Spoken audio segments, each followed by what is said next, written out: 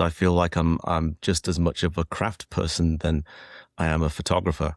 That's the whole idea of the whole reason why I go and do this is because I can physically do it and I get a lot of joy from it. And so, even if I could create exactly the same picture using AI at home, I would not be interested because what's the point?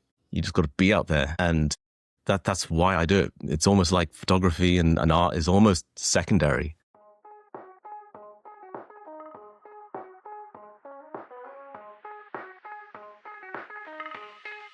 Hey everyone, I'm Matt Payne, and this is episode 473 of F-Stop, Collaborate, and Listen. Today I'm joined by Reuben Wu, a photographer whose work pushes the boundaries between landscape, technology, and imagination. We talk about creative reinvention, drone lighting, authorship, limited editions, originality, and how personal projects can evolve into commercial opportunity without losing integrity.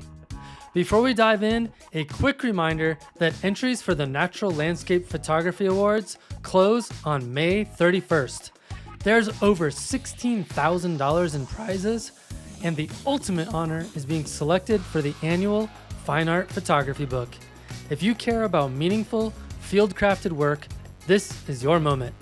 Head to naturallandscapeawards.com to enter today. And as always, this podcast cannot exist without Patreon support. If you value these conversations and want to see them continue, please consider joining the community at patreon.com/fstopandlisten. Okay, let's dive into this week's conversation with Reuben Wu. All right, Reuben Wu, it's great to have you on the podcast. Hi, Matt. Nice to meet you. You as well. I've been a long time fan of your work, and I think your name gets recommended all of the time by my guests and listeners. So it's really great to have you here. It's amazing. Thank you. Yeah, of course. So Reuben, for people who aren't familiar with you, why don't you go ahead and tell us who the heck Reuben Wu is? Yeah, so I'm a visual artist and photographer working in photography, sound, moving image. I'm based in Chicago. Originally, I'm from the UK. I'm from Liverpool, and I've been in Chicago for about 10 years now. Married, 3 kids, full-time in photography. It happens to be, I guess, photography is my primary tool, but I do see myself as an artist first and foremost. I think because I've never really been specific to any medium throughout my careers. Photography and visual art is my third career. And so I definitely see myself as kind of, a creative working across mediums rather than a photographer within a single medium. Yeah, that's awesome. It's funny that distinction comes up often in terms of like, what do I call myself when I'm making stuff with a camera? And I like the term you used, visual artist. I think that gives you a lot of latitude in terms of like not pigeonholing yourself and opening up lots of creative paths to do whatever you want. I think so. When I was first setting up my Facebook page back in 2013, because I was pretty much private before then, I put it down as Reuben Wu, musician photographer, because at the point I was more of a musician than a photographer. And I was kind of, really struggling with how to define myself. And, I think it was only really another musical artist, Tycho, Scott Hansen. He was also a musician and a photographer. So I was quite interested in how he was doing that and how he was kind of navigating both areas pretty well. And at the time I was like, oh, he's doing it really well. And I had no idea. So it was kind of a learning evolution, I guess. Yeah. So how would you describe the type of visual artwork that you're creating? Like if you were to give me an elevator speech about what it is you create, how would you describe it? I think ultimately my work involves real landscapes, but me intervening into the landscapes in physical ways. So using light, technology, different photographic approaches and techniques to reinterpret places. So rather than documenting a place as it is, I'm more about creating and maybe asking questions about what else it might become. Yeah, I mean, I think most people would associate your name with landscape images that have drones lighting up things at night within them, not to like reduce it to simplicity, but I think that's what a lot of people associate your stuff with. And I've always wanted to know, when you get on location and you find the landscape, what is your process for trying to work through what it is you want to add to the scene in terms of, like you were describing, like what else can it be? What else is it? I think my way of approaching how I make images and videos now is not really what I could add to an image. What can I create? Not adding to a landscape, but what can I create within a landscape? So the landscape is like a backdrop to what I'm creating with light. So it started off very much more landscape focused, where I was looking for these places and how can I show these places in a completely new light? How can I show them in a way that people have never seen them before without resorting to kind of, weird compositing or kind of, stuff that is digital and post-produced. And then it became a little bit more focused on, an intervention in the landscape, a visible intervention in the landscape. So it started with the flight paths of the drones becoming the focal point of the images. And then it eventually became less about the landscape and more about what this gesture was and what this character was doing as the centered theme within a place. So now I'm thinking more about what this gesture is rather than what the place is. I love that.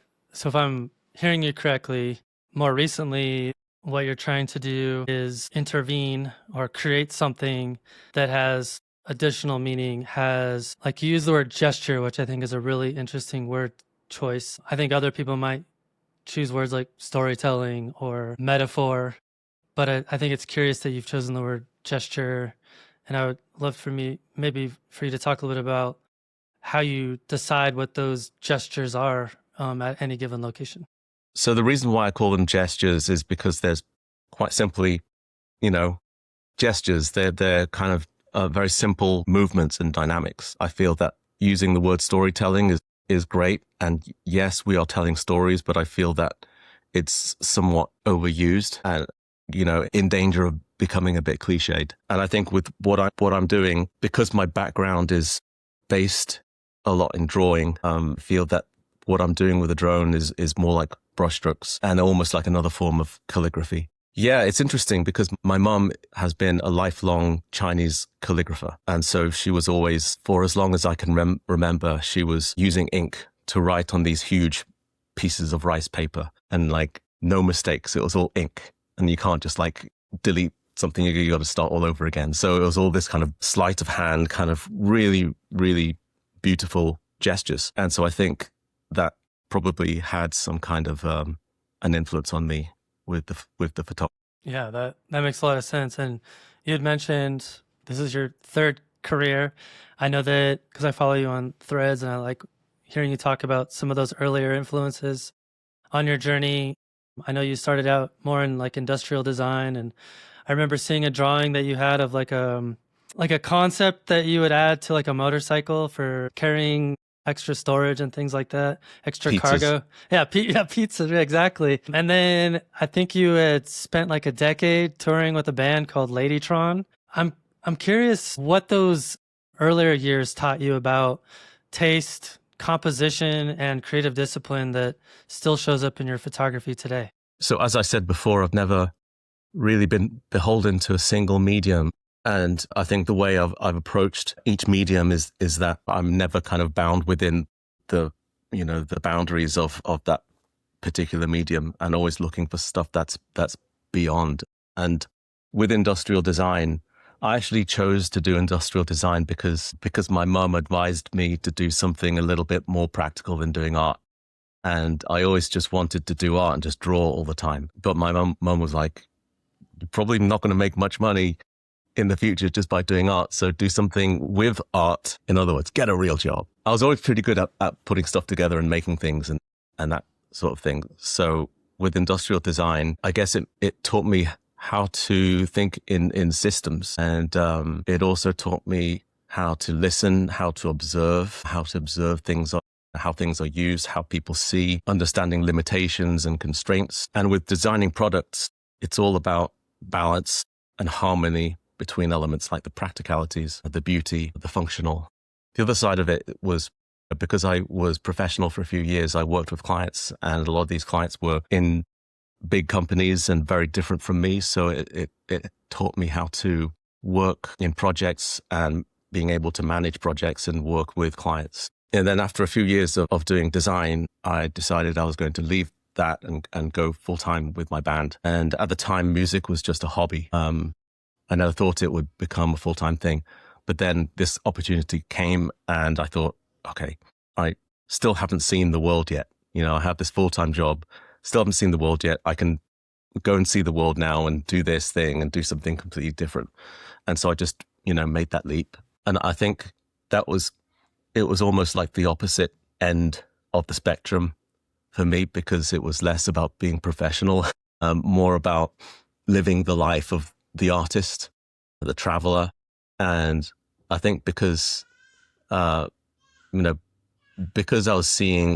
was traveling a lot, I was seeing a lot of the world, way more than the average person. And I think by seeing more and hearing more, meeting more people, I think my taste developed. And I think doing that, traveling and doing music and eventually stumbling into photography through doing that really developed my taste and kind of built everything on this foundation of taste and what I liked. Yeah, it's amazing how just traveling the world can open up so many doors for us in terms of culture, but also just having experiences that you can't replicate closer to home. And I've always been a huge proponent of just getting outside of your own country and seeing how other people live in the world. I think it can be incredibly influential and open our minds to seeing the world in a completely different way. Yeah. Yeah. So I know that eventually the band you were in took a pause. What caused you then to decide to pursue photography professionally? What were the first real steps that turned serious interest into an actual career? Well, photography became a hobby while I was a musician, simply because I was traveling to all of these places. And this was a way of documenting the places where I was going. And then that became a lot more involved and a lot more creatively focused, where I started going to places simply for photography rather than the photography as a kind of less important thing. And that kind of went on for a few years. And during this time, the band decided we were going to take a break and take a sabbatical, touring full time for 10 years. And we kind of felt like we wanted to move on and do different things for a bit. So at the time, I had just moved over to the States from London. And I had the choice between going into music on my own or doing photography, which was my dream job. It was a hobby. I didn't know anyone in the industry. I didn't know how the industry worked, but there was nothing else I wanted to do more. Music, I felt like I was done. It was great being part of a band, but I didn't feel like I wanted to do my own thing. And so photography was like, this is my thing. I want to give this a chance and give this a go. And so I decided I was going to, basically I knew that I needed to build a practice. All I'd done up until that point was messing around with film cameras, because I just felt like the workflow and the process was very crucial to me. And, it was part of how I took photographs. But then I realized that shooting on film was ultimately limiting my perception of what a good photograph would be. And so I decided I was going to put the film cameras down and buy a Canon 5D Mark II, which was obviously digital and shot video. And so I started photographing with that. I started shooting video and experiment with things like time-lapse and like really, really long exposure photography. I used a special hack called Magic Lantern in the 5D, which was amazing. It kind of blew my mind about what a digital camera could do. And so that was really kind of the beginning of how I transformed my hobby into a creative practice. It was also around that time where I had the opportunity to do an artist residency in Chicago. There was a digital lab very local to me called Latitude, and they were special because they allow photographers and artists to come in and actually print their own work.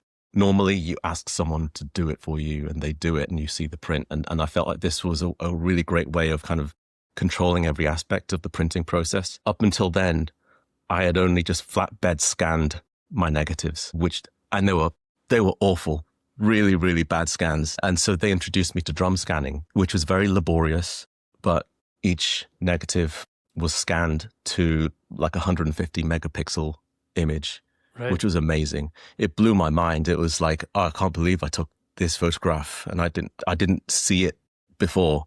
It was only when I drum scanned it that I saw the potential in these images. And so I learned how to not just drum scan these images, but also to create a body of work from my archive of work. What felt like a mess in the beginning of all this stuff that I had photographed suddenly started becoming a series of work. And the outcome of this residency was that I was able to create an exhibition of my work in Chicago and also make my first print sales. And then in parallel with that, I also started getting commercial inquiries just from posting things on social media. I started to get inquiries from people I knew who knew me through the band, but also knew me through my photography to work on these commercial spots for brands. So the first commercial spot I did was for G, and it was, I created the music, I co-directed the video.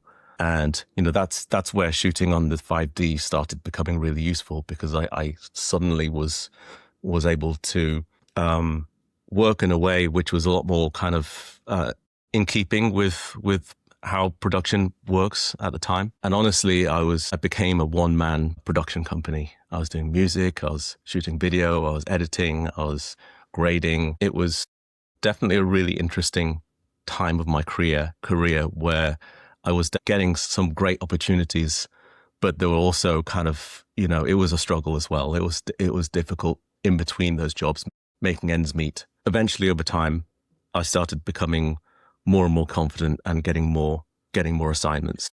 But I think, between 2013 and 2017, it was not easy.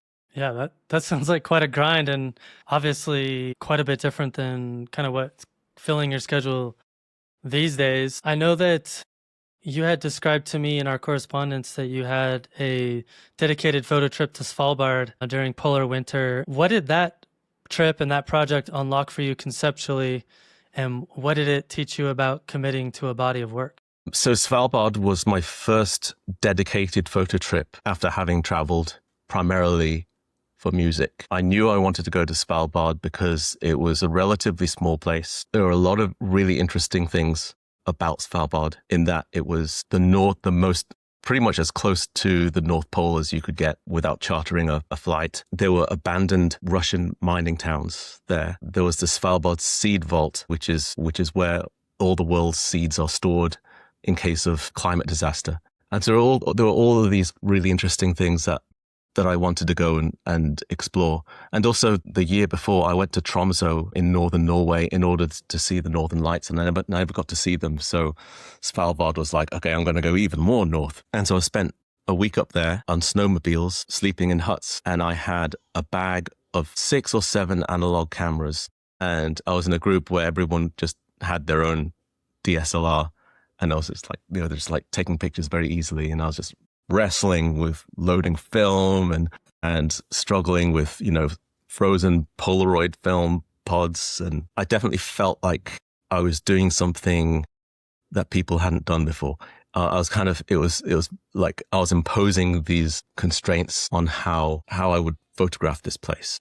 I suppose the images that I love the most are the images which were all shot in the Mamiya.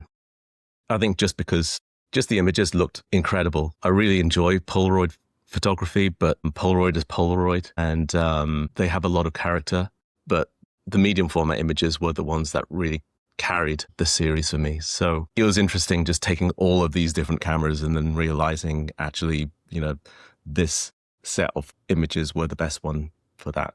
Amazing. Yes, Svalbard's a fantastic place. I was lucky enough to be able to go there 2 years ago now, and it's still one of my favorite memories in terms of just experiencing that landscape. I was there during, their summertime, so it was a completely different experience than what you had, but still really cool to see the polar bears and the walruses and all of the amazing life that's up there. It's a really fantastic place. If you've never been before, it's amazing.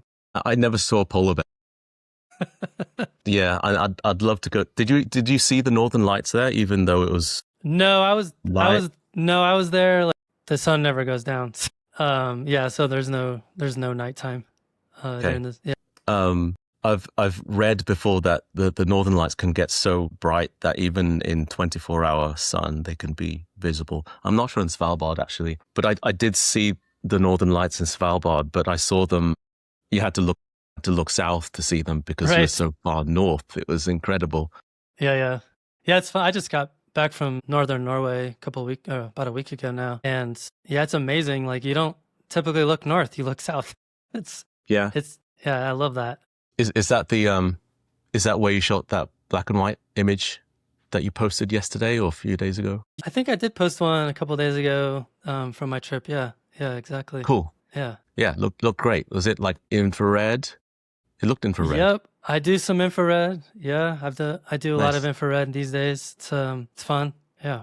Yeah. So I want to talk to you about how you kind of came to stumble upon creating these what you call aeroglyphs, which we were just talking about earlier, like where you're using the drone to create these light gestures in the landscape. You have a project. So apparently, and I'll let you tell the story, but the project famously started from a happy accident with headlights at Trona Pinnacles. How did that happen? What did that look like? It was 2014. I was in Trona Pinnacles. I was in the transition between film and digital. I had my Hasselblad with me, film Hasselblad, and then my Canon 5D. And it was 2 a.m. and I was, no one else was there. And I had my time lapse going, pointed at the pinnacles. And it was a really beautiful, wonderful night. And all of a sudden, out of nowhere, this pickup truck drove into the landscape and it had its headlights on full beam. And at the time, I was like, oh my God, you're not going to drive into this landscape and mess my Right. time lapse, are you?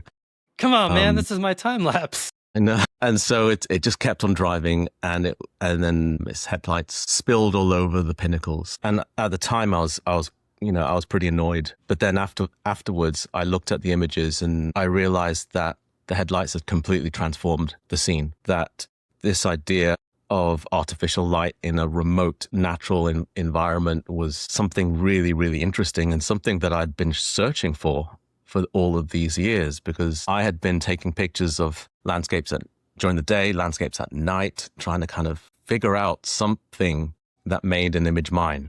And so this occurrence with the pickup truck was almost like a signal sent to me, where I was suddenly able to make this connection between the artificial and the real, and to be able to create something in camera that felt unique and my own. At the time, I was messing with drones, but they weren't able to make images at night. It was all about long exposures on a tripod. And so eventually I merged the two together and started to put these lights onto the camera. And a lot of these were DIY made panels where I had to solder the batteries together and Velcro them to the bottom of the drone. The drones only had 8 minutes of flight time. Right. And, the first few images that I did were kind of, butt clenching, because I was flying the drones out over a canyon in the middle of winter.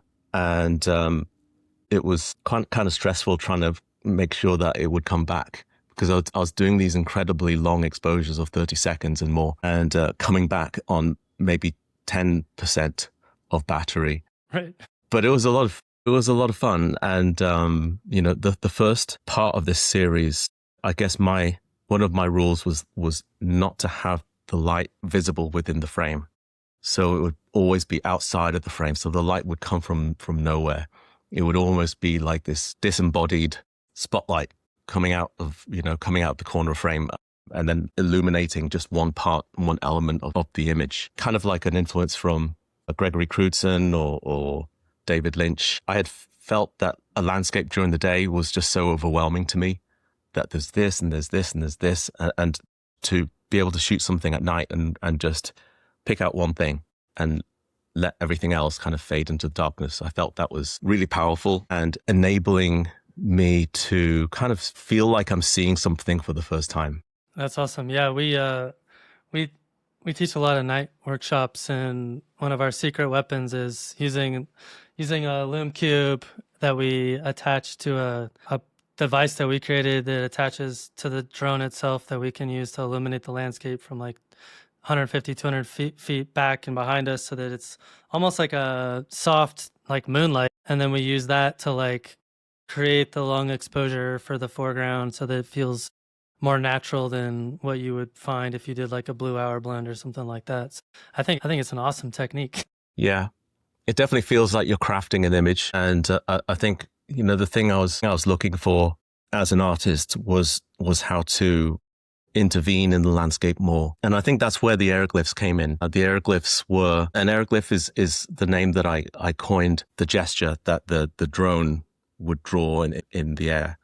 And so I realized that the flight path of the drone within the image looked really, really interesting. And it was kind of visually quite a bit of a leap from what I'd was doing before. What I was doing was very classic landscape and kind of romantic landscape painting aesthetic. Then aeroglyphs felt something like it was from another planet. It was something more modern. It was something from the future. And I really enjoyed how these lines, these elements interacted with the landscape around them. And I felt that was the most important thing. The thing that makes it most real to me is the light that it casts on the surrounding landscape. Mm. And so that was, the aeroglyphs was something that I had been doing for a few years, and I still do them, but I felt that I didn't want to repeat myself as an artist. So I just need to do something that's different each time. And so that's how I started sketching an aeroglyph that I couldn't yet create on the back of an envelope. I didn't know how to make it. I had all these tools, but I didn't know how to figure it out. It was like a softer, more three-dimensional, more organic thing. And that was in 2022. And it actually took me a few years to figure that out. And it was only just by play and by experimenting and just also by chance that I would stumble upon how I would actually make that. So I'd been creating and experimenting with this other form of lighting, which wasn't just a light attached to a drone. I was at Lake Michigan and experimenting with these new forms of aeroglyphs over the lake. And the images weren't looking good. Something was not quite right. And then suddenly I noticed this kind of glowing of green to the right of me. And so I panned the camera 90 degrees and took a picture and realized that it was the Northern Lights. Oh, yeah.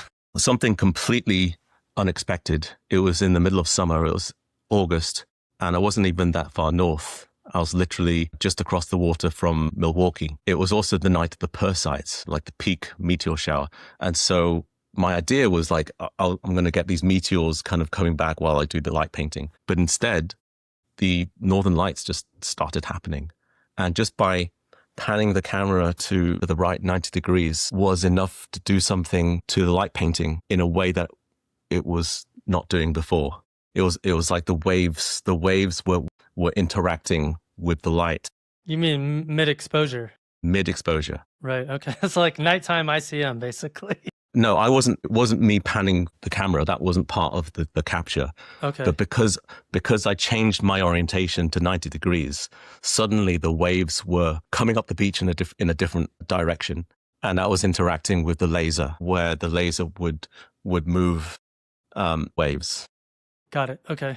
So it created this curtain-like form, which it felt like it was exactly what I'd drawn on the back of an envelope. And it felt more like a collaboration with nature than me kind of imposing myself on nature. And then I ended up calling that series Siren, which is where I'm at now.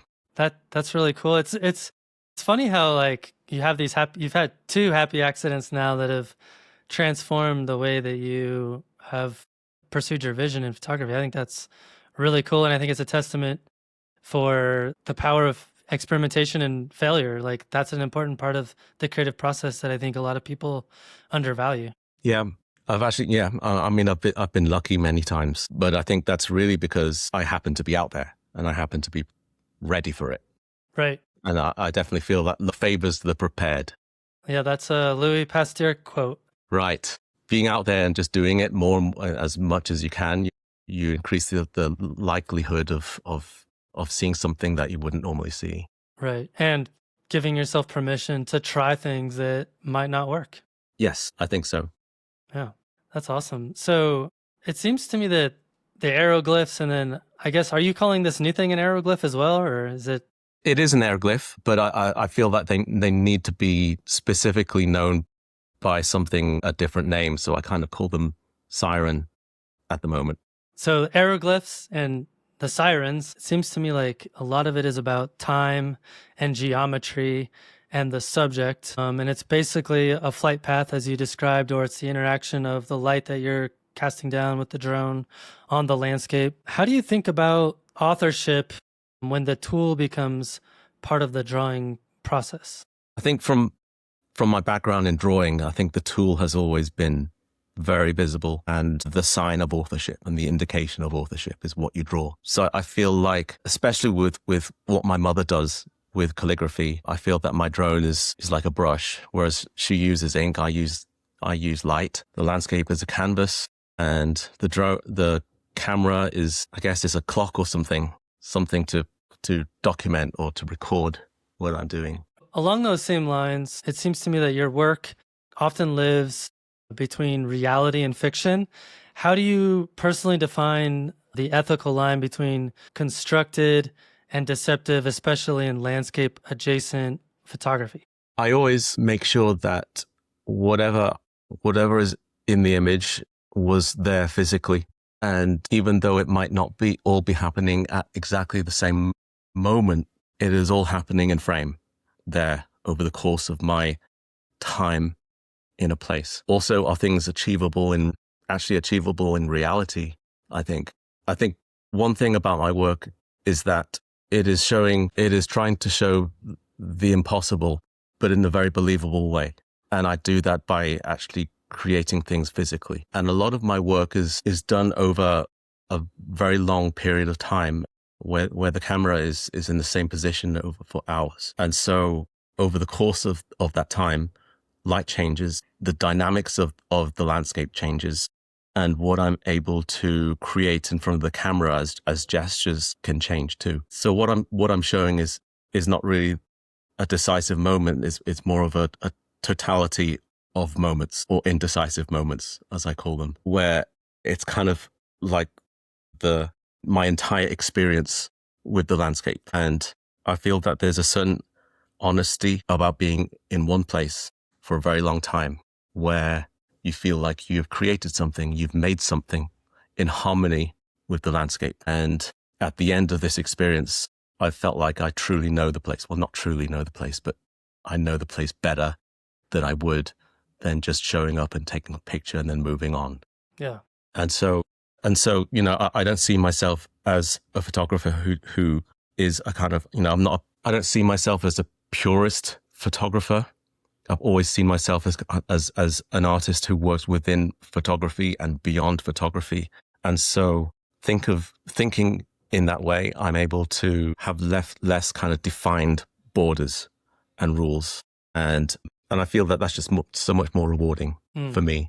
Yes. As an artist. I'm not thinking about photography anymore. I'm thinking about a person who's in love with the landscape and a person who loves to create art.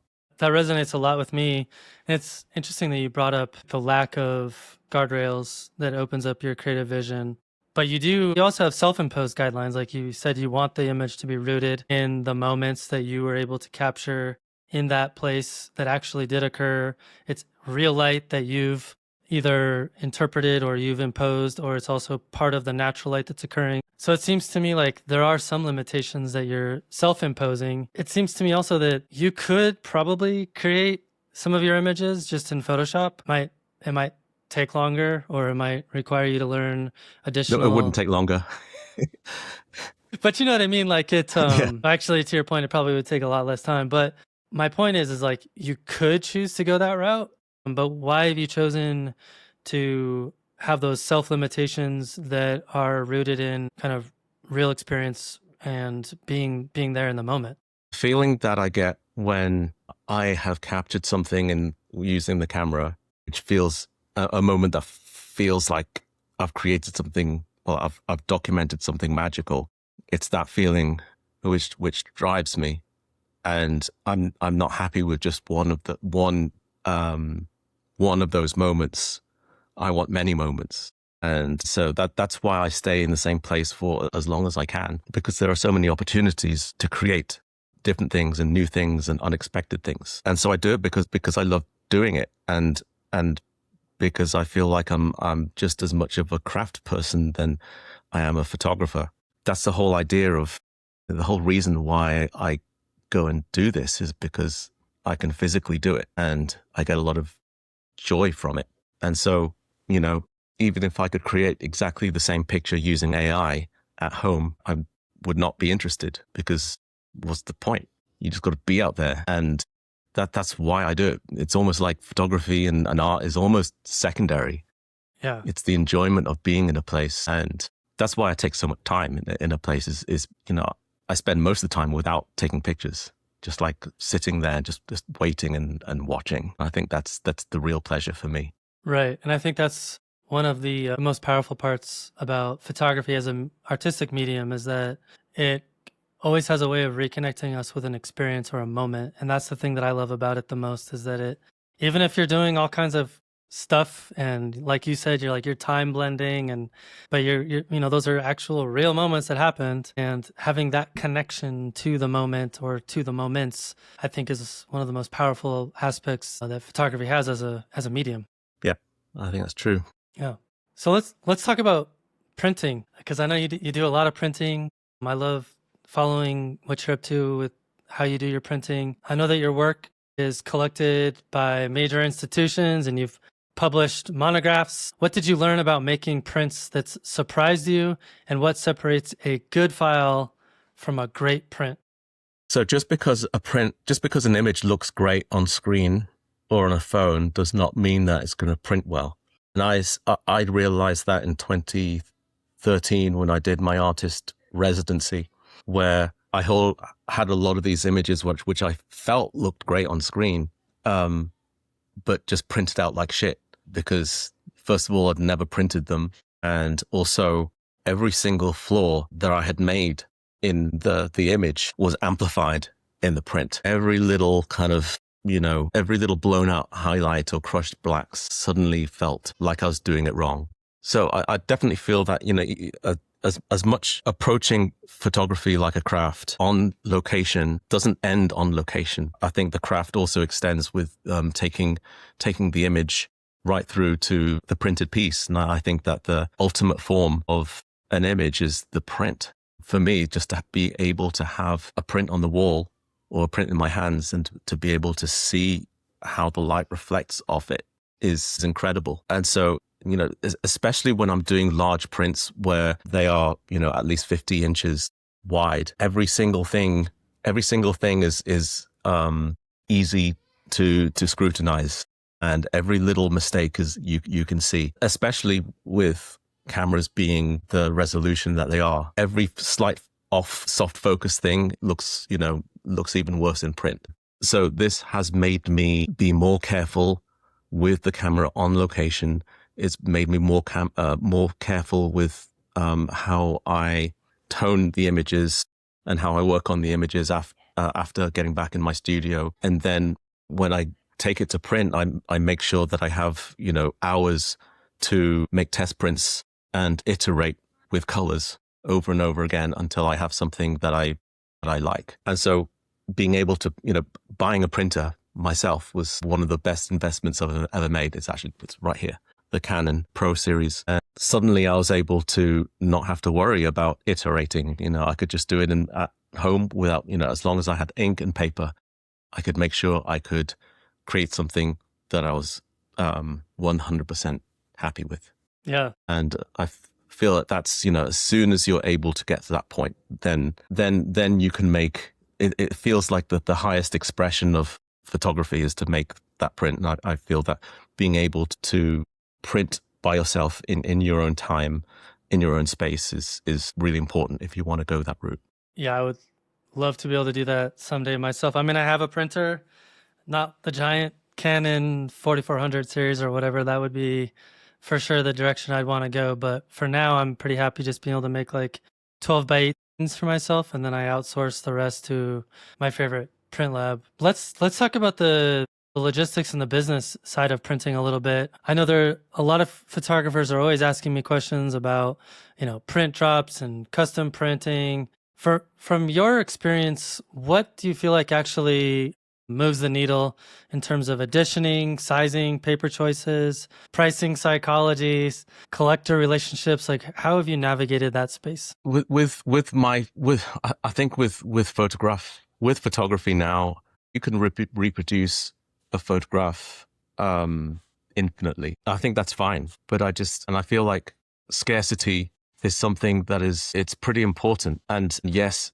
it is an artificially created idea, but I think that's, I think I think it has to be artificial. I think there is no kind of natural scarcity involved. I mean, you can make a photograph as, you can make millions of it. And so I think what's important is that it's a way of working that works for you. And if you feel that you want to create something in smaller numbers for a higher price point, then that's fine.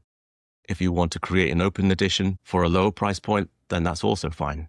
I think it's just important to be intentional with those decisions and to stay committed to those decisions. Yeah, it definitely opens up a lot of logistical issues. I mean, you have to keep track of it all, and which might not be that difficult for some people, but spreadsheets do exist and whatnot. But I do think that it does make things a little bit more complicated, especially if you're printing yourself. I think it's a lot more approachable. But yeah. For the print drops that I've been doing in the past few years, I've realized that it's an amazing way of getting my art into people's homes, because it's enabled me to release my work in much larger editions of like 70 and over, and it's allowed me to sell those at an affordable price point. Yes, they are limited, but they're limited in time and they're limited in number, which I feel that people like rare things. They like things which are, I think it's natural. Football sticker cards, they want, the rare ones are the most valuable.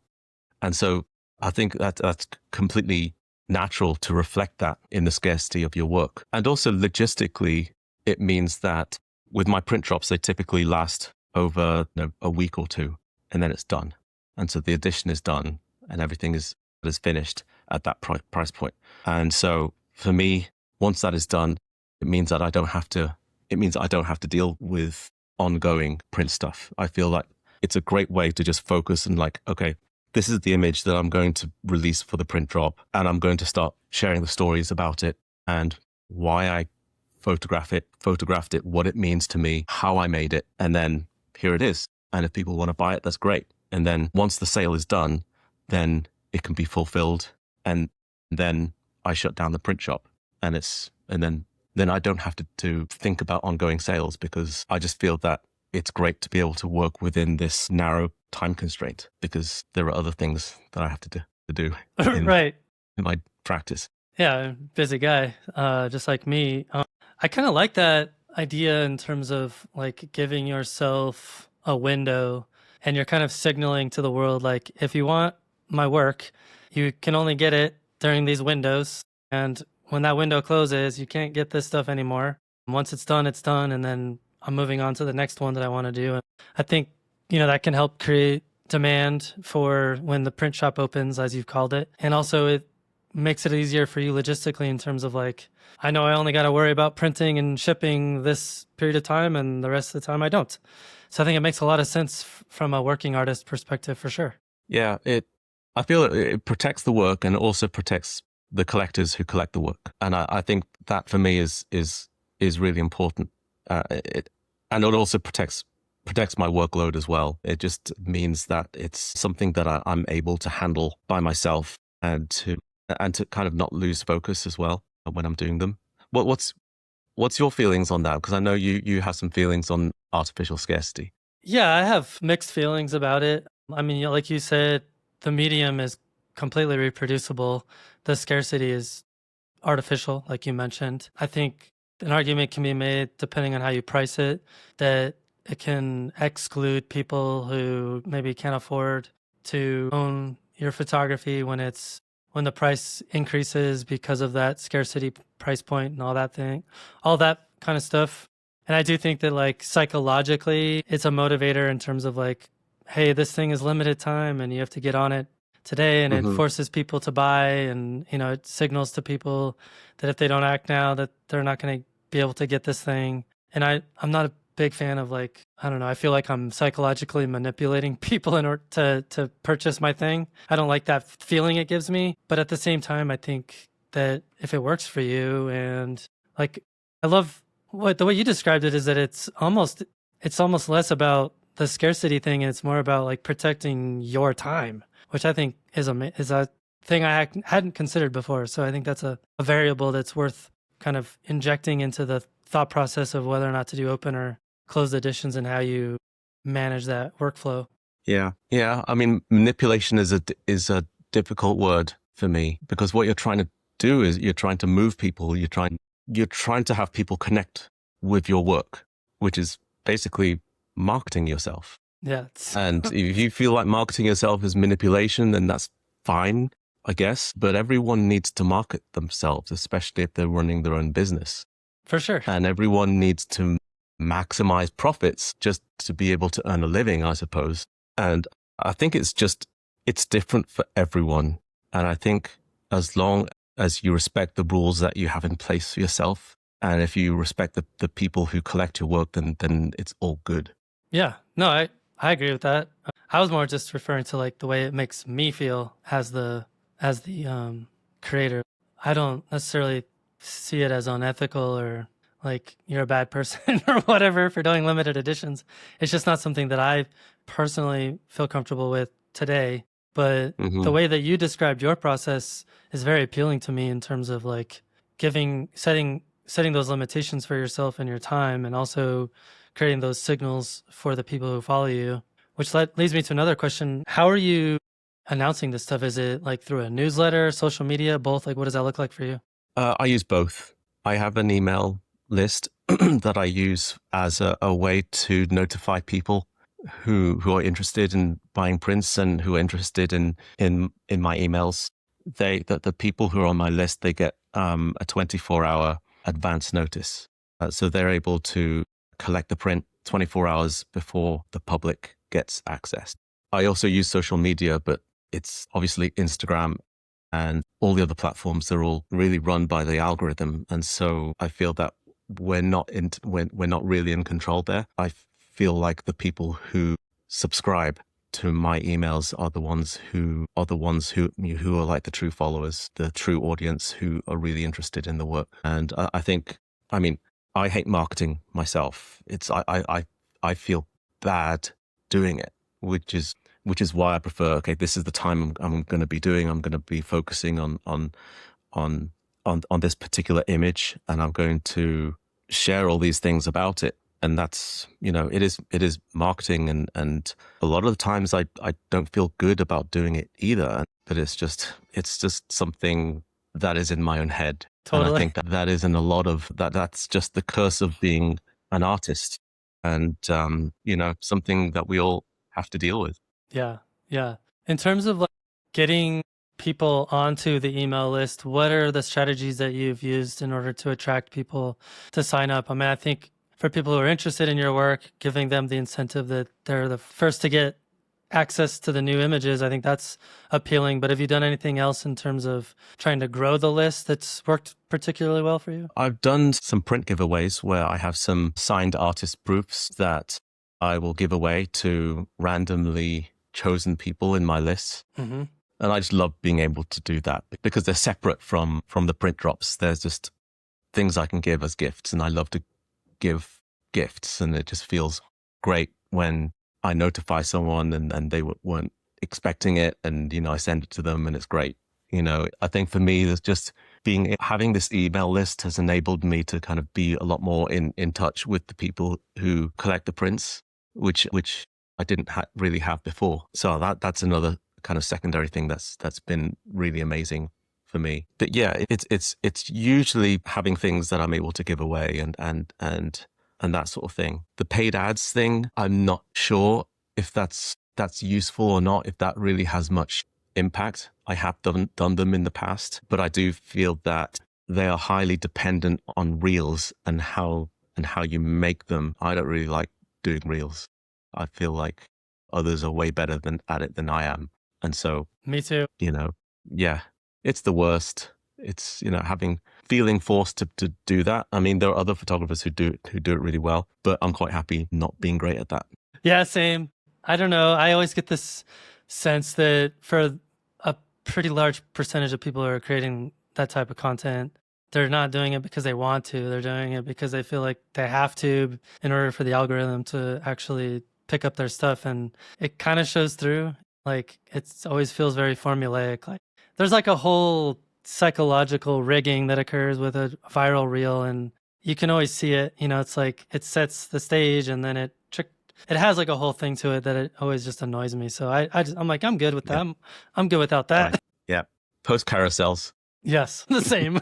Exactly. Yeah. Yeah. So I wanted to ask you, I know you do a lot of speaking engagements. You had mentioned that you had just gotten back from a National Geographic retreat. You've spoken at Adobe Max, and I'm curious, how do collaborations like that influence the way you think about your vision, your product, what you're creating, without letting it necessarily like taint what you're creating or over influence the direction you're going? I've been lucky enough to partner with brands that feel very much in alignment with my approach and my story, like National Geographic and like Adobe. And I've also been selective as well in how I want to be portrayed. First of all, I think speaking engagements are really great to be able to actually talk to people and to share how things are made, way, way better than in an email or in social media. And so that's a really great way to connect with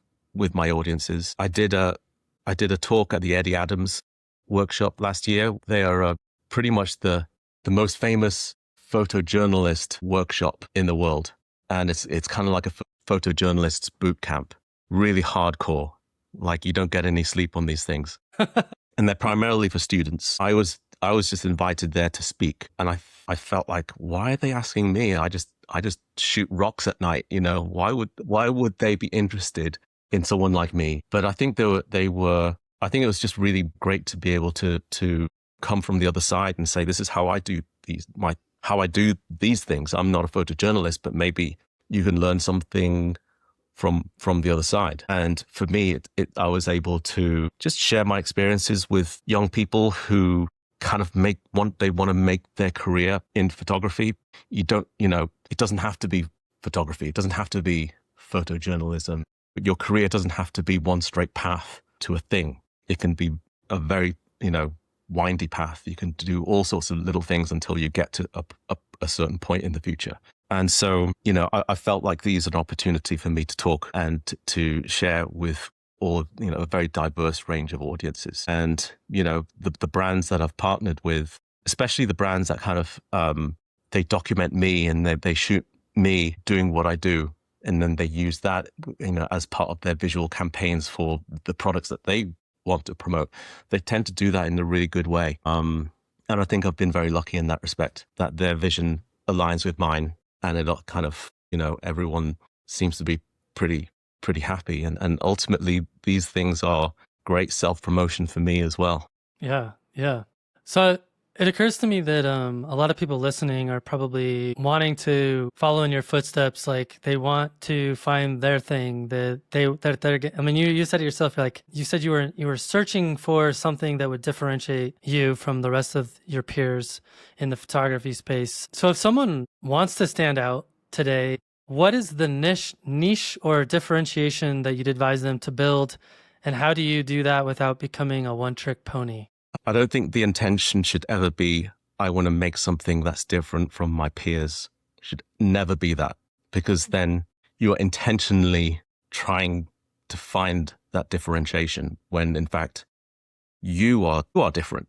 I think the ultimate goal is to make work that only you can create and no one else can, because that's something that no one can imitate and no one can do. This is why I felt that me being interdisciplinary and having all of these different things that I've done in the past have really helped me make all the kind of choices which kind of landed me in a place where I make the work that I make.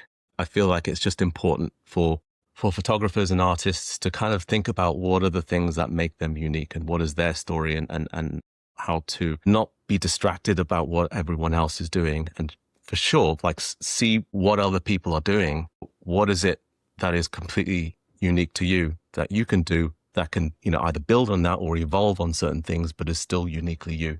Yeah, and I think people tend to overthink it too. I know I have in the past, and I think what you just said aligns perfectly with what I tell people when I get asked a similar question. And it's like there are things about you as a human being that it's a unique formula, right? Like your interest in different disciplines of science, your interest in literature, your interest in music, whatever it is, the things that you're drawn to, like those are your unique makeup that you can then leverage towards making work that's more personal and aligns with your vision of what you want to create. So I think what you said is absolutely spot on. Yeah. And I think that you should study the work of people that you admire. I think emulating them is absolutely part of the process, and figuring out how they did it and the challenges that they may have faced and all of those things. I think the real thing is to study their approach and what are the meanings behind what they do rather than the result.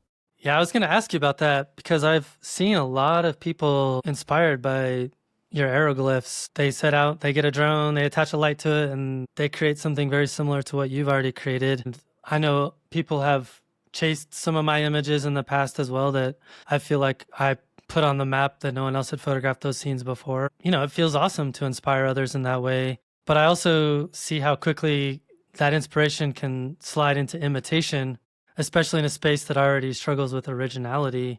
I'm curious how you feel when you see work that closely mirrors your concepts, and where do you draw the line between influence and copying, and what responsibility do you feel artists have to push beyond trends rather than to simply replicate them? I'm honestly really flattered when my work resonates with people enough that they want to try it, and that is the best way to learn and to move things forward. Influence is just how art evolves, and we don't live in a vacuum. We see things that exist every day, and those things influence how you go forward. But I think there's definitely a difference between borrowing a technique and kind of understanding the intention behind that technique. And for me, when I first started releasing my images, I never talked about drone with a light attached to it, because it was just like, I don't know, I was being an artist. I just wanted the images to carry themselves. But essentially, it's just a tool. It's just something that, it's just a tool that I chose to use that did make the images unique. But I think, that, it's almost like it's the surface of what the image is. There's so much behind the surface. And I think that what's behind the surface are the choices that you make over years of iteration, failure, doing your own research, all the physical risks that are involved, and how you edit and how you tone the work, and also why you make the work. All those things are invisible. As I said, technique is really easy to replicate. It's all about the intention. It's much harder to replicate. I don't feel like I own this method, right, at all. It's, to be honest, it's such an easy, such an obvious kind of idea that, it's just so fun and magical, and everyone should try it. But I do think that I think we have a responsibility to move things forward, push something forward rather than mirror something. I think, as you said, trends are just, they're ephemeral, they're shortcuts. And I think it's really important to think about, bodies of work and series of work and all a visual language that you build over years of iteration, rather than just create this, oh, I tried this and this is great, and that's it. It's all about building, I think. Yeah, I think the right question to ask ourselves is why instead of what and how. Yes. Yeah. And why not? Why not? I like that too. How that works. Well, Reuben, I have one final question for you. Who are some people that you would recommend for the podcast? Who are some people that we need to know more about? I think my first choice would be Dan Winters. The first person who came to mind was Dan Winters. The guy's a legend, and he's done so many different things, and is probably one of my greatest inspirations. And everything from his portraits are absolutely incredible. He's photographed like presidents and celebrities, and his landscapes, all of his like space stuff. I feel like we share a common theme in how we draw and how we sketch things before photographing them. Yeah, he's got that iconic photo of that girl who climbed in the tree and lived in the tree. Amazing. So good. So good. And he's been doing it for such a long time. He has so much experience. I've never actually met him, but I definitely want to. Another one is Acacia Johnson, who is a photographer based in Alaska. She's a Nat Geo photographer. She also does a lot of writing. She does a lot of wildlife photographies, bears, walruses, traveling to places that people will have never been to, especially places up north in Alaska and in Canada. So I definitely think that she would be great. Elliot Ross is another National Geographic photographer. He focuses a lot on land, particularly in the West. So in Utah, Arizona, and this idea of where the water comes from and the dynamics of water supply and how that works in these desert areas. And he also does a fair amount of commercial work as well. He does a lot of stuff for Carhartt and Rivian, and so I think he would be great too. Awesome. Reuben, this has been amazing. Yeah, it has been. Yeah, thanks for having me on. It's been a pleasure chatting with you. Yeah, absolutely. Thank you so much for taking the time out of your busy schedule. No problem.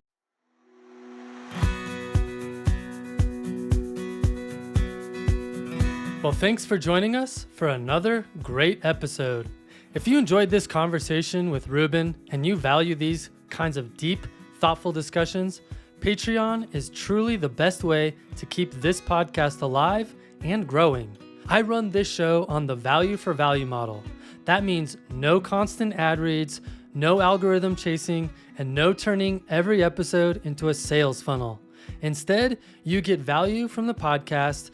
You choose to give value back. It's simple, transparent, and keeps the content focused on ideas instead of sponsors. If you're watching on YouTube and you'd rather not deal with ads at all, Patreon is completely ad-free. Early access, bonus episodes, and a direct way to support the show without interruption.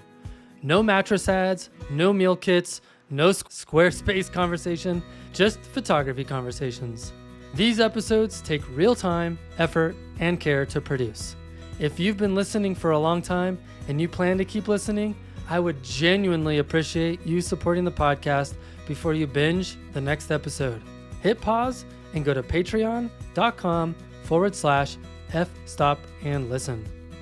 Thanks for stopping in, collaborating with us, and listening. See you next week.